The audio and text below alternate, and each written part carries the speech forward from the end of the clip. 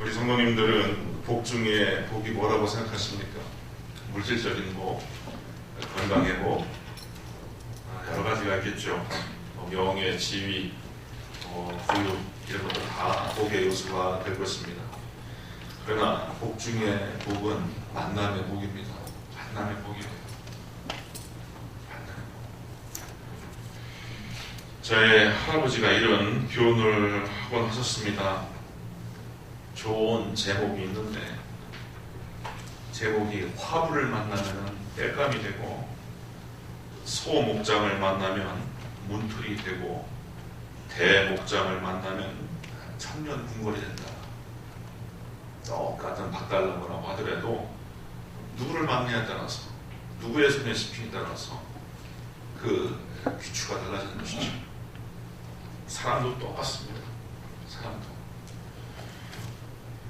나를 상승시켜줄 사람이냐 타락시킬 사람이냐, 나를 잘 인도할 수 있는 친구냐, 나를 벼랑 끝으로 몰아갈 친구냐. 여러 이유로 우리 성도님들이 교회에 와 계시지만 우리 성도님들 이 자리에 인도하신 분이 우리 성도님들 인생 가운데 가장 복된 분입니다. 각자 상황이 다르고 스토리가 다르겠지만 예수 생명을 얻고 하나님의 구원의 자가 될 수 있도록 때로는 억지로 힘들었는데 각시였는데도 자꾸 앉혀서 나에게 예수님을 향한 믿음이 있게 만들도록 했던 그 만남이 우리 성도님들 삶 가운데 가장 귀한 만남이었어요. 다른 거 다 갖고서도 예수 생명 놓치면 뭐합니까? 그렇지 않겠습니까? 크리스마스가 곧 다가오는데 예수님이 왜 오셨습니까? 우리를 입히고 먹이고 고치고 또 높이 세워주시기도 했지만 영적 생명을 우리에게 허락해 주시기 위해서 오신 거 아닙니까? 영적 생명이 있어야지 하나님과의 소통이 되고 관계가 형성되면서 세상을 극복할 수 있는 힘과 능력을 얻게 되고 최후의 승자로 하나님 나라에 입성할 수 있게 됩니다. 그래서 요한 사도는 사랑하는 자여, 너의 영혼이 잘됨 같이 내가 범사에 잘되고 강건하기를 내가 간구하노라 했지 않습니까? 범사에 잘되고 강건해지는 것은 뭘 갖는다고요? 영혼이 잘된 그 상태, 영혼이 잘 되어 있는 그 모습대로 따라간다는 겁니다. 그래서 우리의 속사람이 바로 서고 하나님의 생명을 공급받고 성령과 교통함을 이루었을 때 바늘 가는데 실 가듯이 우리의 삶은 그렇게 축복으로 나아가도록 되어 있는 것입니다. 시중에 근래 리더십 서적이나 자기개발 서적을 보면은 이른바 만나지 말아야 할 사람 5종류, 피해야 할 인간관계 10가지 이런 내용을 싣기도 합니다. 나름 진정성이 있고 또 교훈이 있어요. 하지만 그것이 절대적인가? 예수님의 관점에서 복음적인가? 기독교적인 가치에 부합되는가? 이것을 한번 되물어 봐야 합니다. 우리 예수 믿는 사람들은 세상의 문화와 가치관을 예수님의 정신을 통하여서 검열할 줄 알아야 됩니다. 정치가가 떠드는 소리, 방송에서 교양강좌를 하는 철학과 교수, 또 백분 토론, 거기 나와서 핏대를 올리고서 내가 말이 맞다, 이 말이 맞다 하는 모든 것들, 예외 없이 모든 것들에 대하여서 그리스도의 정신과 그리스도의 가치로 검열할 줄 알아야 됩니다. 저건 맞다, 저건 틀리다. 제가 예화를 부를 때도 이게 복음에 부합하는가? 그럼 좀 여러 가지 교양서적이나 철학서적이나 심지어 타종교에서도 제가 갖다 씁니다. 하지만 예수의 정신과 예수 그리스도의 가치와 부합되지 않는다면 저는 사용하지는 않지요. 때로는 비교하기 위해서 사용하기도 하지만. 그래서 우리 성도님들이 부안해동하지 마시고 언론이라든지 정치가의 이야기라든지 어떠한 이야기든지 항상 중심에 예수님이라고 하면 저걸 어떻게 판단하실까? 예수님이라고 하면 저걸 뭘로 이야기하실까? 그렇게 돌려 생각하신다면은 교회에 꾸준히 다녀오신 분들이라면은 거의 80, 90점 맞습니다. 이건 좀 예수의 정신이 아니다. 저는 틀린 거다. 마찬가지. 우리가 인간관계에 있어서도 때로는 나의 이익과 성공을 위해서 인간을 취사 선택을 할 필요가 있지만 그게 과연 정당한 부분이 있는가? 예를 들어서 공자라고 하는 사람은 군자 삼락이라고 하는 말을 썼는데요. 첫째는 부모가 살아계신 낙, 두 번째는 하늘과 사람에게 부끄러움이 없는 것, 이것이 두 번째 낙이고, 세 번째는 천하의 영재를 얻어 교육하는 것이 세 번째다. 그런데 이 관점에서는 예수님은 세 번째 낙은 없으셨던 것 같아요. 예수님의 제자들은 어떤 사람들입니까? 여우, 무식한 사람들, 매국노, 세리마태, 무장공비, 빨치산과 같은 가난한 시몬, 가룟유다, 이에 당시에 로마 식민 군사에게 테러를 가했던 사람들이죠. 이런 사람들이 주 구성원 했습니다. 예수님이 3년 동안 이네들과 함께 생활하면서 아무튼 속이 많이 상했을 거예요. 그래서 사복음서를 이렇게 읽어보자면은 예수님이 제 아들을 꾸짖고 또 제 아들에게 이렇게 혼내는 장면을 덜어볼 수가 있습니다. 영재들이 아니었어요. 그러나 예수님의 능력은 뭐에 있습니까? 부정적인 것을 긍정적으로 만드는 힘이 있었던 분이에요.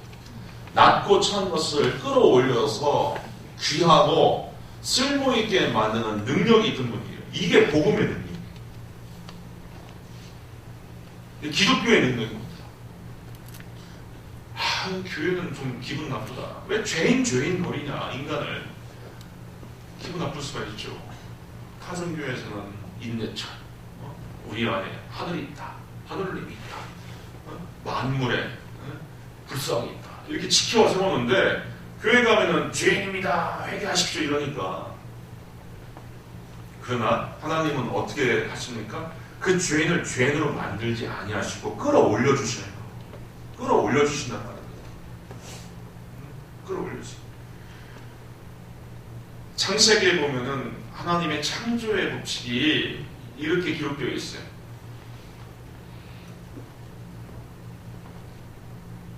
첫째 날이 가고 둘째 날이 온다 하는데 해가 지고 둘째 날이다. 해가 지고 셋째 날이다. 히브리 원어로 보면 그렇게 되어 있습니다. 우리는 해가 뜨면은 날이 밝았다, 하루가 시작됐다라고 하지만 히브리 관념에서는 해가 진 것부터 하루예요. 그러면서 그 암흑이 어디로 나갑니까? 광명으로 나가요. 광명. 그래서 밤부터 시작하다가 낮으로 가는 것이 하나님의 창조의 이치입니다. 우리를 그런 식으로 만드시는 거예요. 하나님께서. 고난 가운데 계십니까? 어떠한 삶의 비참과 염려 가운데 계십니까? 하나님께서 반드시 광명의 길로 인도하실 줄로 믿으시기를 바랍니다. 그래서 예수님 안에는 변화의 능력이 있습니다. 낮고 천하고 못나고 우둔한 사람이 존귀해지고 귀해지고 쓸모 있어지고 지혜로워지고 또 유능해집니다. 우레의 자식이라고 예수님께서 별명을 붙인 두 제자가 있었습니다. 둘 사이가 형제죠. 요한과 야고보.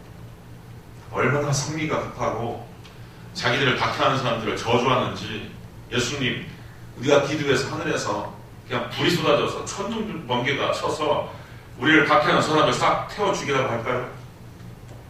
아마 그게 이유가 됐을 겁니다. 그래서 우레의 자식이라고 예수님께서 별명을 붙여줬어요.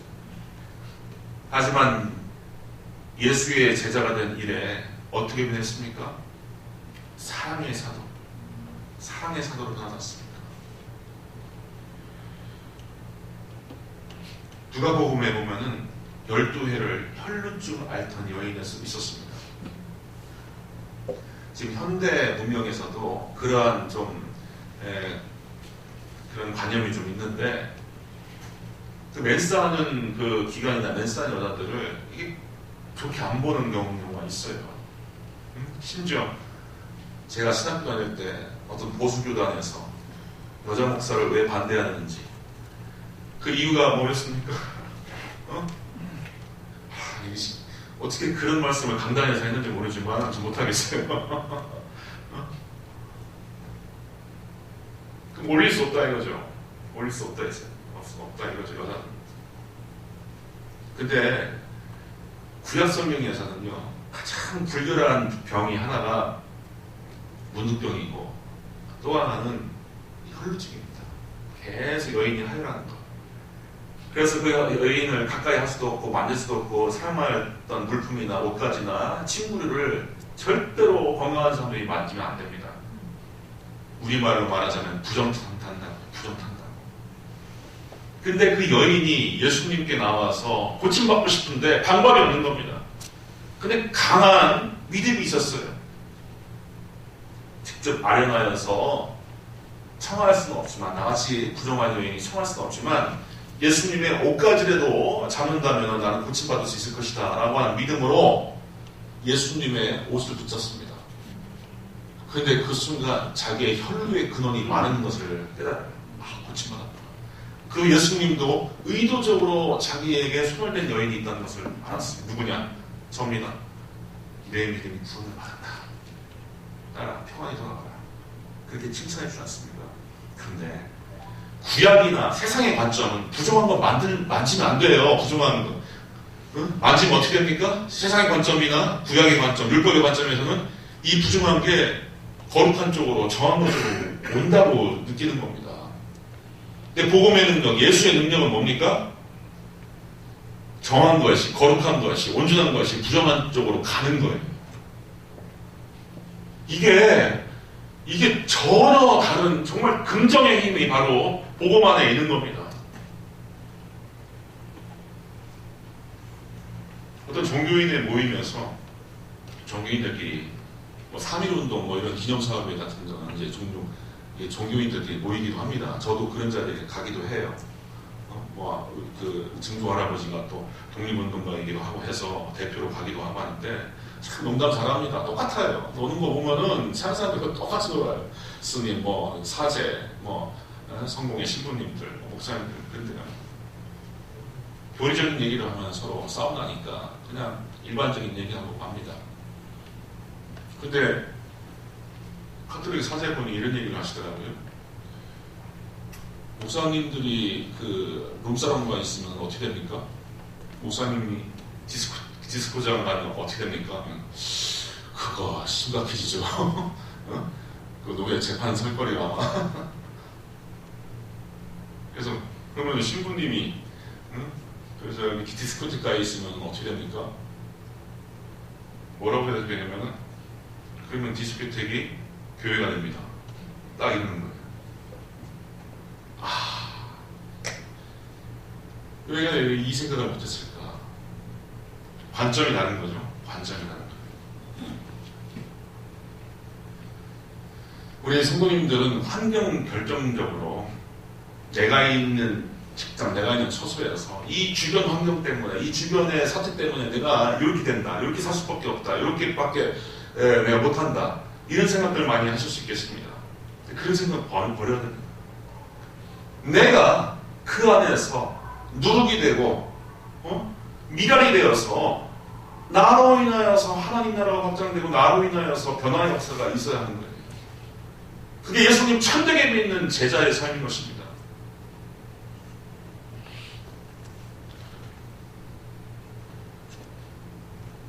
그러면은 우리는 우리의 만남, 우리의 환경, 우리의 관계 가운데서 어떠한 정신과 태도를 지니면서 살아야 할까요? 첫째, 나와 가장 가까이 있는 사람이 내가 가장 아끼고 사랑해야 할 사람이라고 하는 것을 아실 수 있길 바랍니다. 기독교의 깊은 영성은 멀리서 저 무지개 너머, 저 산 너머에서 파랑새를 찾는 게 아닙니다. 많은 사람들은 이런 푸념을 하곤 합니다. 야, 옛날이 좋았다. 또는 내일이면 행복해지겠지. 이곳이 아니면 더 좋겠다. 내가 다른 직장으로 옮기면 나아지겠지. 야, 돈 많은 친구 부모가 부럽다. 차라리 내 형이 없었으면 좋겠는데, 저 못된 과장이 퇴사했으면 좋겠다. 등등 현재와 현재의 인간관계를 부정하면서 사는 경우가 참 많이 있습니다. 이런 자세로 사는 사람들은 어디를 옮기든 어떤 환경에 보다 나아진 어떤 환경에 가든 똑같은 푸념을 끊임없이 하게 됩니다.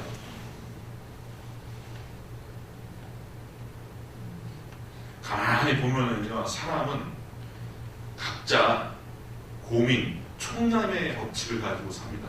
걱정, 총량의 법칙. 직장인들은 그런 얘기 하더라고요. 이 악한 상사, 총량의 법칙이 있다. 그래서 저 사람 퇴사해도 딴 사람이 호랑이 없는 고래에서 여우가 호랑이 노릇한다고 또 생긴다. 그런 얘기를 하는데 인생은 그런 게 있어요. 고통 총량의 법칙이 있는 것 같습니다. 좀 잘 살고 좀 건강하고 좀 나아지고 좀 나아졌다 하더라도 또 걱정거리가 또 나타납니다. 또 나타나요. 문제는 어떤 환경에 있든지 주님 주시는 평안으로 나의 내적인 조건 없이 누릴 수 있는 평안으로 삶을 경영하는 것이 중요한 거예요. 조건에 의해서 좌지우지된다면은 우리는 상사들과 다를 것이 하나도 없는 것입니다. 나에게 주어진 생활, 나에게 주어진 가족, 나에게 주어진 일터, 만남, 이 모두가 하나님의 섭리 가운데서 마련된 축복이라고 하는 것을 믿어 의심치 말길 바랍니다. 내가 부정하고 싶어요. 난 저 사람 싫어요. 난 내 남편 싫어요. 난 이 일터 싫어. 하지만 그것이 하나님께서 너에게 합당하니까 내가 너에게 준 축복이다라고 하시는 거예요.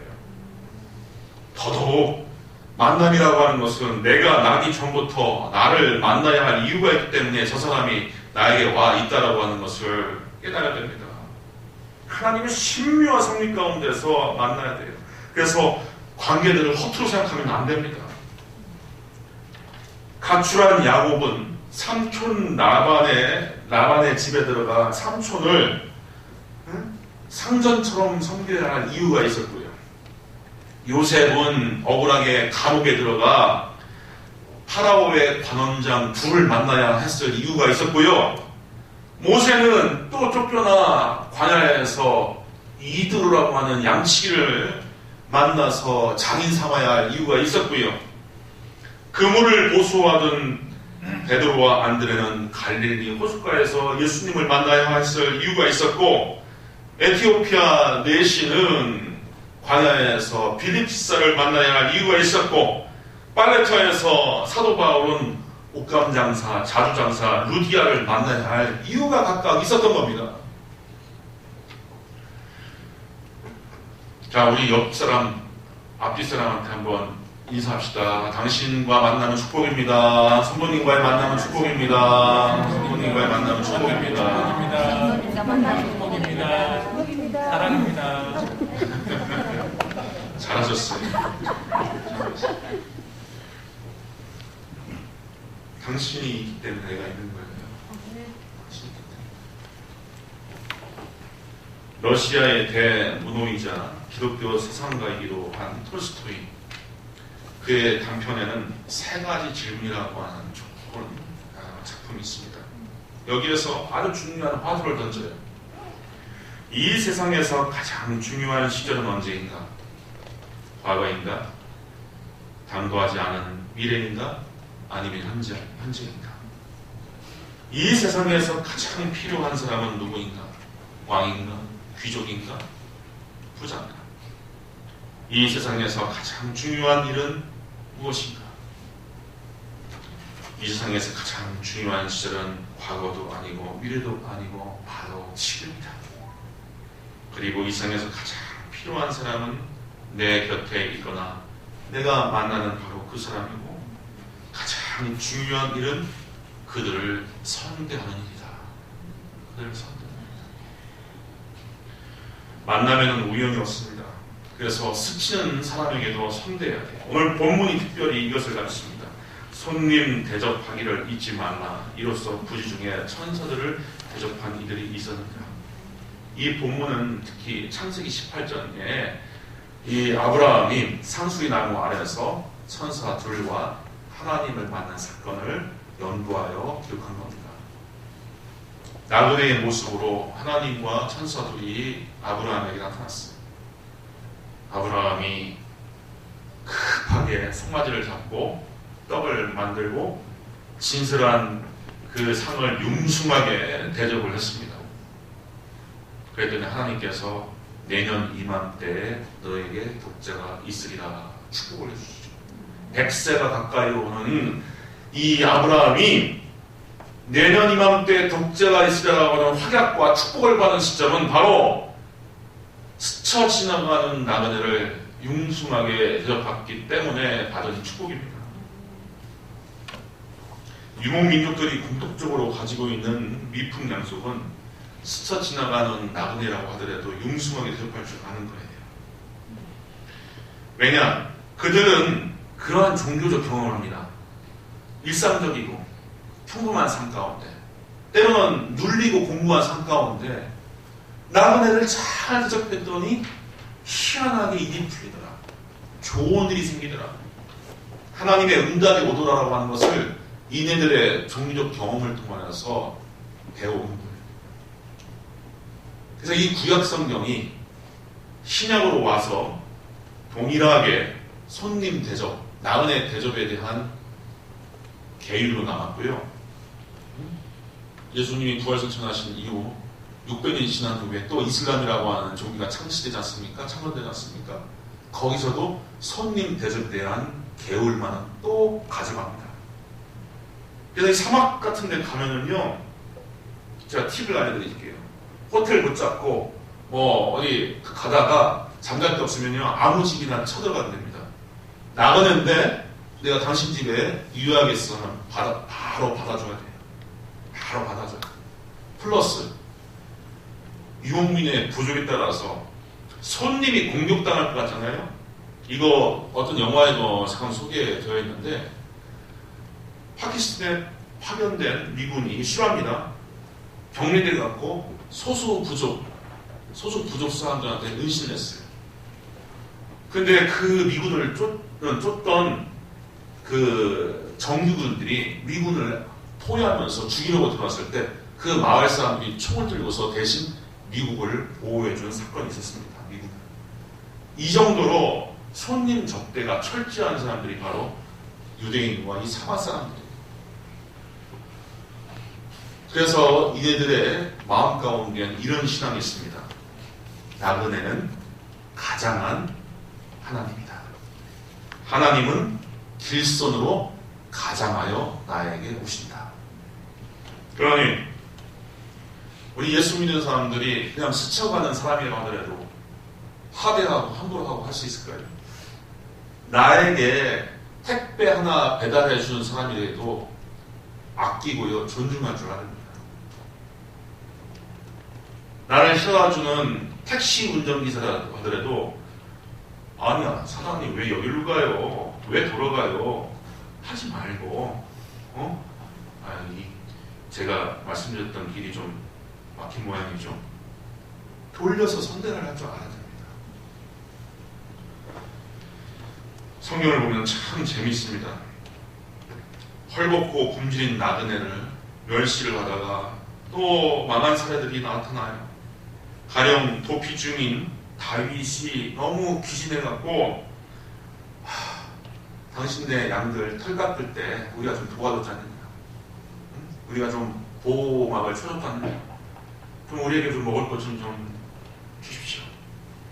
이 부유한 나발에게 그렇게 거절을 했다가 나발이 다윗이 누구냐, 어떤 거지냐, 나는 그런 이름 듣지도 못했다. 왜 듣지 못해요?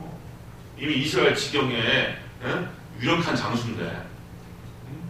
그래서 나발이 다윗을 멸시한다고서 빈손으로 돌려보내지 않습니까? 근데 이 이야기를 그 지혜로운 아내 아비가일이 넌지시 듣고서 황급히 다윗을 만나랍니다. 다윗은 칼갈비 있었거든요. 전화서 한번 손 받으겠다. 내 남편 나발의 이름이 뭡니까? 멍청한 자가 들 아닙니까? 멍청한 자가 멍청하게 행했습니다. 살려주십시오. 하면서 그때 융숭하게 또 대접을 하죠. 그래서 다윗의 노기가 가라앉았어요.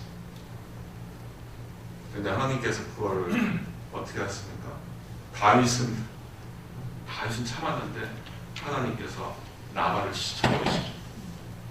결국 그 지혜로운 아비가일은 다윗 왕의 후처가 됩니다. 소돔과 고모라 사람들 왜 망했습니까? 아까 융숭하게 대접했던 그 3명의 나그네 중에서 한 분이 하나님이고 두 사람이 천사지 않습니까? 그 천사가 아브라함과 작별을 하고 고길로 소돔과 고모라 산을 갔습니다. 근데 외지에서 온 이쁘장한 남자니까 이 사람들이 동성애를 하려고 잡아다가 납치에다가 욕보이려고 했지 않습니까? 스토리가 그렇게 된 겁니다. 그리고 나서 소돔과 고모라가 망해버렸죠.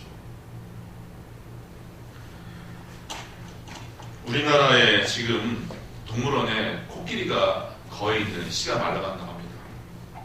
근데 이 코끼리는 돈이 있다고 해서 타국에서 살 수가 없어요. 멸종 위기에 있는 동물은 국제법상 거래가 안 되도록 막았습니다. 그 거래를 트면은 코끼리 자꾸 잡아다가 팔려고 하겠죠. 그러니까 거래 자체를 금지시켰어요. 그런데 몇 년 전에 스리랑카 정부에서 암컷, 수컷 코끼리 하나와 황금 원숭이, 이구아나 등 세계 10위 동물 40여 종 총 153마리를 기증을 했어요. 기증한 당사자가 스리랑카 마힌다 라자팍세라고 하는 대통령이 직접 보내준 겁니다. 이거는 그냥 그 외교적으로 그냥 보내버린 거예요. 그러면서 뭐라고 썼냐? 한국 내 스리랑카 노동자들을 도와준 NGO 단체인 지구촌 상모임과 김 목사님에게 감사를 표합니다 하면서 우연한 일이었어요. 1996년에 경기도 광주시 도로변에서 두 노동자가 길거리에서 이렇게 추운 날에 오도로를 떨미는 거예요. 스리랑카 사람 두 사람이었습니다. 자기 집에 데리고서 따뜻한 밥을 먹이고 일자리를 마련해 주었습니다. 그 뒤로 스리랑카 사람들 사이에서 소문이 나갔고 하나 둘씩 김 목사님을 찾아오고 더 많은 이주 노동자들이 교회를 세우게 됐습니다. 근데 그 스리랑카 노동자 중에서 한 사람이 김 목사님에게 제안하는 거예요. 제 친지 가운데 작은 아버지가 계시는데 야당 국회의원이다. 한번 만나보시라. 그래서 그를 초청했습니다.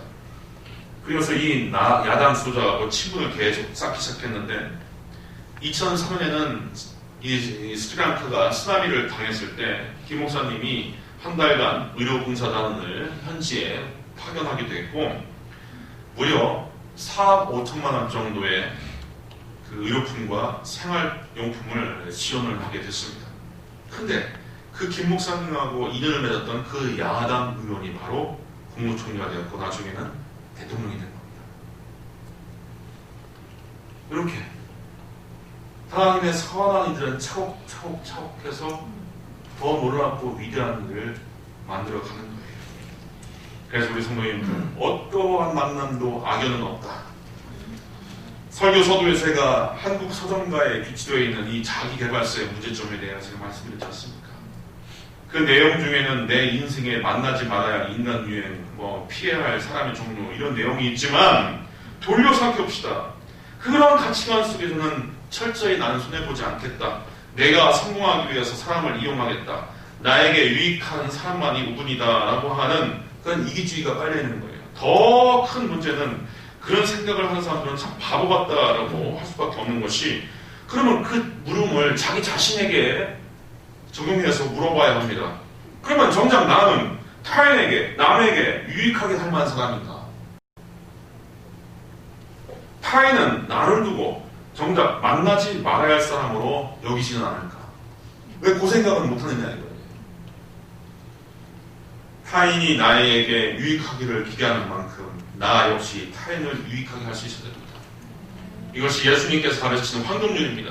남에게 대접받고자 하는 대로 너희도 남을 대접하라. 이것이 온 율법과 선지서의 강령이다.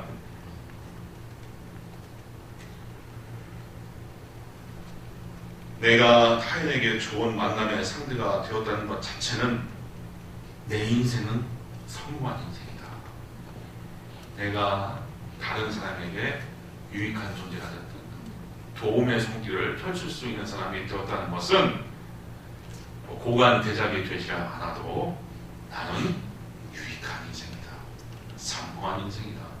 하나님 앞에서 그렇게 인정받을 수가 있는 것입니다. 우리 사랑하는 성도님들, 한 해 해가 기울어지고 있습니다. 늘 한 해를 되돌아보면 후회와 또 하나님 앞에서의 이 죄송스러운 마음으로 참 근심이 찾아올 수도 있습니다. 하나님의 말씀과 성령님의 감동에 따라 살지 못했던 것들은 철저히 회개하시되, 우리 성도님들, 나는 그래도 하나님을 믿고 말씀을 청종하여 살아오는 가운데서 하나님께서 변치 않는 사랑으로 여기까지 인도하신 것을 보니까 하나님은 나를 사랑하시는구나. 나에 대한 끈을 놓지 않으시는구나. 확신하시면서 모자라고 부족해도 여기까지 사랑을 베푸시고 은혜를 베풀어 주신 그 사랑과 은혜를 우리 성도님들은 연말에 또 밝아온 새해 많은 사람들과 좋은 관계를 이루면서 하나님의 사랑과 은혜를 베푸실 수 있기를 주님의 이름으로 축원드립니다. 기도하겠습니다. 은혜로우신 주님, 하나님의 거룩하심과 정결함에 비추어서 우리의 모습은 모가 나고 흠이 있고 또 죄악조성임을 고백합니다. 하지만 변치 않는 사랑과 깊은 인내로 우리를 붙들어 주시고 여기까지 인도하신 그 한결같은 사랑과 은혜를 기억하면서 하나님께 예배를 드립니다. 말씀에 따라서 우리에게 허락해 주신 모든 만남과 관계들이 하나님의 축복임을 고백하며 인내하는 세월 가운데 하나님께는 영광이요 많은 사람들에게는 예육간에 유익을 끼칠 수 있도록 하여 주시옵소서. 예수님의 이름으로 기도하옵나이다. 아멘. 찬송가 454장 드립니다.